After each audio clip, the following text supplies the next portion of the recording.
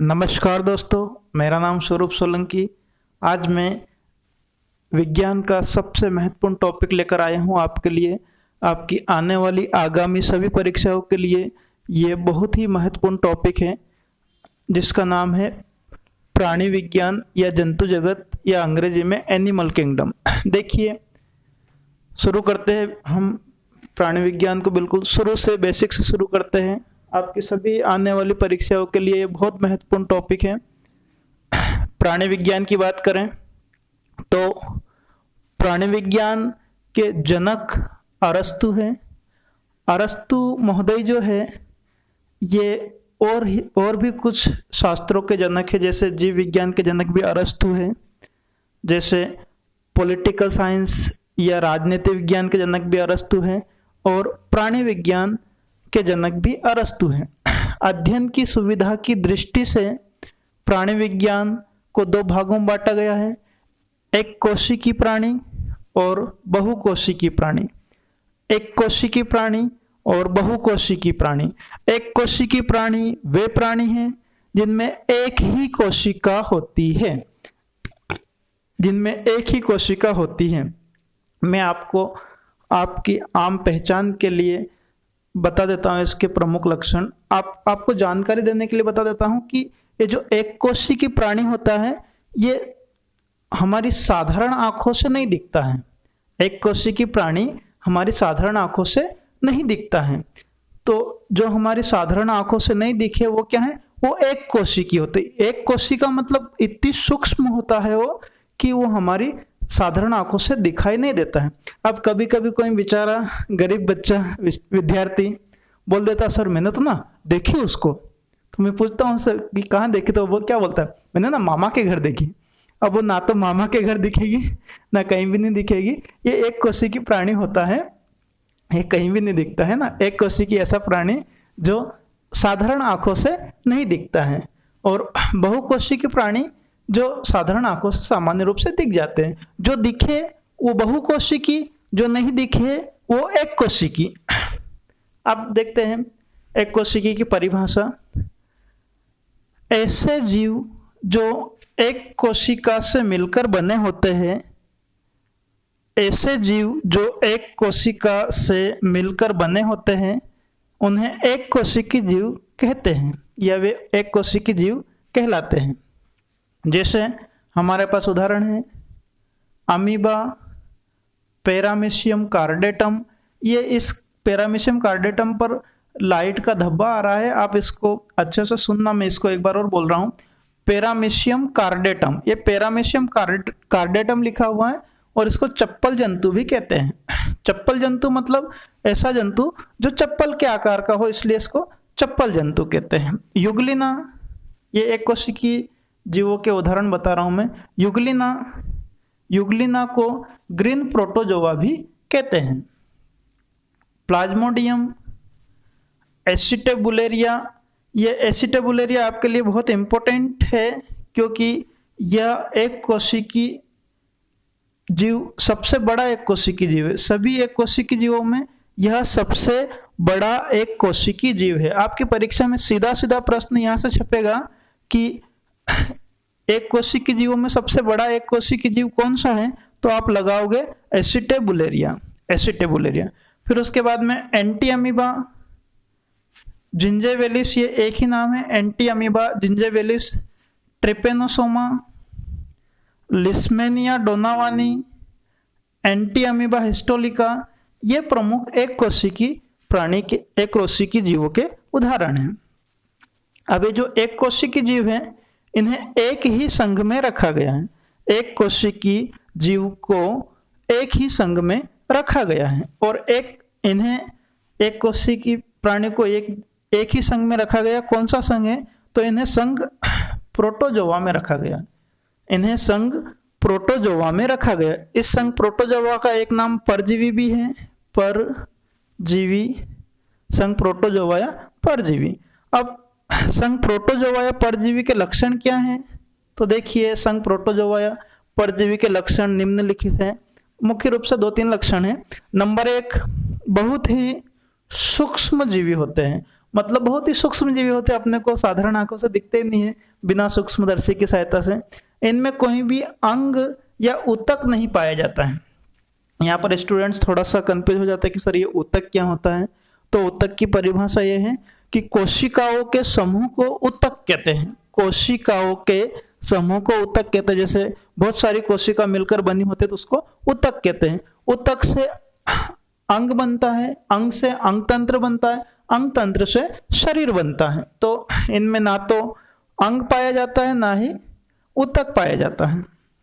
आगे देखते हैं, शरीर की बाहरी सतह से ये शोषण और उत्सर्जन करते हैं। बस इनका काम ये है कि ये शोषण कर लें और उत्सर्जन कर लें। तो ये शरीर की बाहरी सतह से शोषण और उत्सर्जन दोनों करते हैं। अब संघ प्रोटोजोआ से होने वाली प्रमुख बीमारी। तो अब हम देखेंगे संघ प्रोटोजोआ से होने वाली प्रमुख बीमारी। पहले हम इधर वाला टॉपिक हमने देख लिया, हमको बीमारी देखनी है। ये बीमारी देखने के बाद में हम बहुकोशिकीय प्राणी को देखेंगे। तो अब मैं इसको मिटा रहा हूं और हम देखते हैं प्रोटोजोआ से होने वाली बीमारी। मैं इसको इधर वाले को रब कर रहा हूं, उधर वाले को अभी नहीं मिटाना है। तो प्रोटोजोआ से होने वाली प्रमुख बीमारी हम देखेंगे अभी।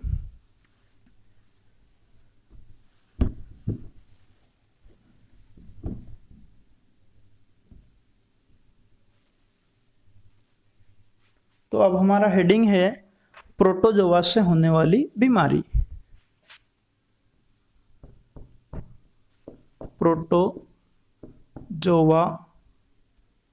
प्रोटोजोआ या परजीवी। आपकी परीक्षा में पेपर में परजीवी शब्द भी आता है। परजीवी से होने वाली प्रमुख बीमारी। तो देखते हैं परजीवी से कौन कौन सी बीमारी होती है। तो इसको भी हम ट्रिक के माध्यम से याद रखेंगे कि परजीवी से कौन कौन सी बीमारी होती है, तो ऐसा याद रखेंगे। ट्रिक बड़ी गजब की है। पापा काम पे सोते हैं। पापा काम पे सोते हैं। तो पा से होता है पायरिया, पा से पायरिया। का से कालाजार, मा से मलेरिया, पे से पेचिस, सो से सोने की बीमारी या निद्रा रोग।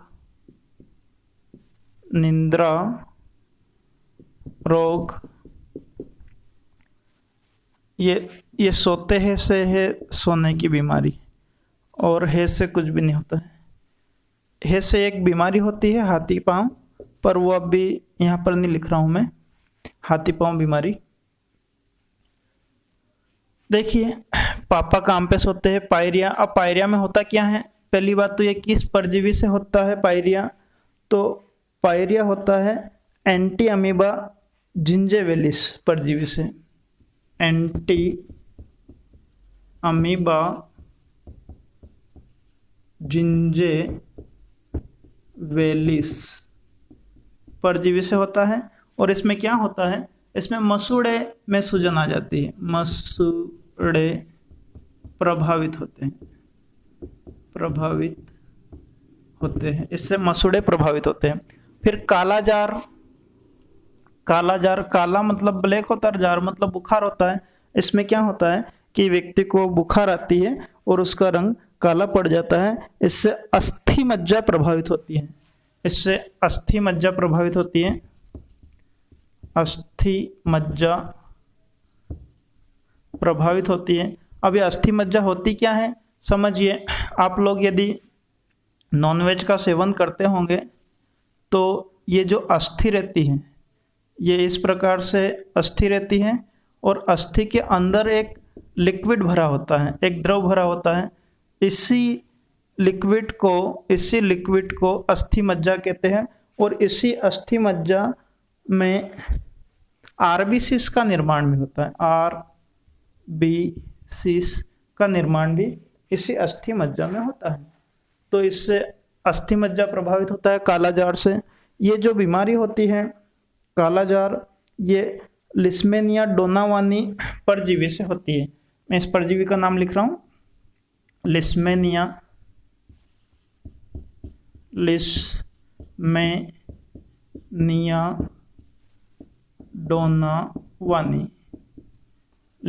डोनावानी से ये बीमारी होती है। फिर उसके बाद में मैं बोर्ड पे अभी जगह नहीं है इसलिए मैं इनको मिटा रहा हूँ। आप लोग इसका स्क्रीनशॉट ले सकते हो या फिर इसको आप लिख सकते हो, नोट डाउन कर सकते हो, कर लीजिए। आपके पास में 2 सेकंड का समय है, कर लीजिए। ठीक, मैं इत्ते को मिटा रहा हूं। फिर आता है म से मलेरिया। मलेरिया ये तो हमारी जानी पहचानी बीमारी है। मलेरिया को हमने खूब करीब से देखा, अच्छे से देखा है। अक्सर मलेरिया बीमारी हो जाती है। मलेरिया बीमारी में क्या क्या प्रभावित होते हैं, ये किस परजीवी से होती है, अपन देखते हैं। तो मलेरिया में तिल्ली और आरबीसीज प्रभावित होती है। मलेरिया में प्रभावित होती है एक तो तिल्ली एवं आरबीसीज प्रभावित होती है। अब ये तिल्ली क्या होती है, स्टूडेंट्स के मन में बहुत बार प्रश्न आता है। इस तिल्ली को स्प्लीन भी बोलते हैं, स्प्लीन भी बोलते हैं इस तिल्ली को, और इसे प्लीहा भी बोलते हैं।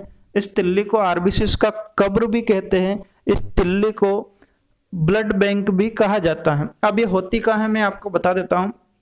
ये जो हमारा पेट होता है, यहाँ पर हमारा अमाशय होता है। आपको कैमरे में दिख रहा होगा, मैं जहाँ से बता रहा हूँ, यहाँ पर अमाशय होता है और अमाशय के साइड में ऐसी हथेली के समान एक भूरे कलर का ऑर्गन रहता है। उसे क्या कहते हैं, उसे तिल्ली, एक भूरे कलर का ऑर्गन रहता है, उसे तिल्ली कहते हैं या प्लीहा के, उसे तिल्ली कहते हैं या स्प्लिन कहते हैं या प्लीहा कहते हैं। तो ये भी प्रभावित होती हैं। और आरबीसीज रेड ब्लड कार्पल्स हम जानते हैं, रेड ब्लड कार्पल्स जिससे कि हमारे शरीर में, जिसको हम हमारी भाषा में ब्लड कहते हैं, लाल रंग होता है, वो आरबीसीज भी इससे प्रभावित होती हैं। फिर आगे बात करें तो मलेरिया में एक दिन छोड़कर बुखार आता है, ठंड देकर बुखार आता है। और बात करें मलेरिया की तो यह सिनकोना की जो छाल होती है उससे जो दवाई बनती है क्लोरोक्विनिन, उससे ठीक हो जाता है। सिनकोना वृक्ष रहता है, उस सिनकोना वृक्ष की छाल रहती है, उस छाल से क्लोरोक्विनिन दवाई बनाई जाती है, उससे मलेरिया ठीक हो जाता है। ठीक, तो ये हो गया मलेरिया। मलेरिया के बाद में हम बात करते हैं पेचिस। अब पेचिस की बात करें तो पेचिस में आंत प्रभावित होती है। पेचिस में आंत प्रभावित होती है। पेचिस में आंत प्रभावित होती है। आंत का मतलब ये छोटी आंत और बड़ी आंत हमारे इस वाले भाग में होती है। आप लोग आंख मत समझ जाना, आंख नहीं बोल रहा हूँ, आंत बोल रहा हूँ, आंत इंस्टेंटाइन। आंत प्रभावित होती है, यहाँ पर होती है। छोटी आंत अलग रहती है, बड़ी आंत अलग रहती है, दोनों आंतें इस रोग में प्रभावित होती हैं। यह एंटी अमीबा हिस्टोलिका से होता है। इसका जो परजीवी है वो एंटी अमीबा हिस्टोलिका परजीवी, इस परजीवी से होता है। फिर उसके बाद में सोने की बीमारी या निद्रा रोग, ये भी एक प्रकार की बीमारी होती है। इसमें मस्तिष्क प्रभावित होता है। निद्रा रोग में या सोने की बीमारी में मस्तिष्क प्रभावित होता है और ट्रिपेनोसोमा नामक परजीवी से होती है। ट्रिपेनोसोमा परजीवी से होती है। परजीवी से होती है, परजीवी से, ट्रिपेनोसोमा नामक परजीवी से होती है, और इसमें मस्तिष्क प्रभावित होता है, ब्रेन प्रभावित होता है, मस्तिष्क प्रभावित होता है। तो अब जब मस्तिष्क प्रभावित होगा तो स्वाभाविक है नींद आएगी। इसमें नींद के साथ में तेज बुखार आती है। तो इस प्रकार से परजीवी से होने वाली बीमारी हो गई। कभी कभी आपकी परीक्षा में एक बहुत ही ऐसा हल्का प्रश्न पूछ लिया जाता है जो स्टूडेंट से नहीं बनता है।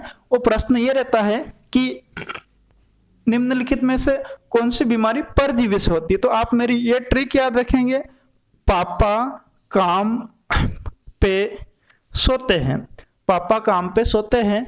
तो पापा काम पे सोते हैं तो पा से हो गया पायरिया, का से होता है कालाजार, मा से होता है मलेरिया, पे से होता है पेचिस, और सोते से होता है सोने की बीमारी।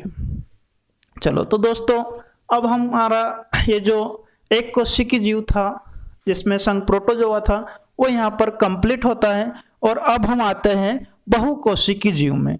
बहुकोशिकीय जीव के बारे में अब हम देखते हैं। तो देखते आते हैं बहुकोशिकीय जीव को देखते हैं। तो ऐसे जीव जो असंख्य कोशिकाओं से मिलकर बने होते हैं उन्हें बहुकोशिकीय प्राणी कहते हैं। इन्हें 9 संघों में बांटा गया। देखिए, एक कोशिकी को तो हमने एक ही संघ में बांट दिया, संघ प्रोटोजोआ। अब ये जो बहुकोशिकीय प्राणी है इनको हमने 9 संघों में बांटा है। इनको वैज्ञानिकों ने 9 संघों में बांटा है और संघ को अंग्रेजी में फाइलम कहते हैं। तो इनको 9 फाइलम में बांटा गया है, 9 संघों में बांटा गया है। अब 9 संघ कौन कौन से हैं तो देखते हैं। सबसे पहले हम संघ के नाम देखेंगे। संघ के नाम देखने के बाद में उनका एक एक के बारे में डिटेल देखेंगे। तो पहले संघ का नाम देख लेते हैं। संघ पोरीफेरा, संघ पोरीफेरा। दूसरा संघ सिलेंट्रेटा, संघ सिलेंट्रेटा। तीसरा संघ प्लेटीहेल्मिन्थिस, संघ प्लेटीहेल्मिन्थिस। चौथा संघ एस्केलमिन्थिस, ये एस्केलमिन्थिस लिखा हुआ है, संघ एस्केलमिन्थिस। पांचवा संघ एनिलिडा, संघ एनिलिडा।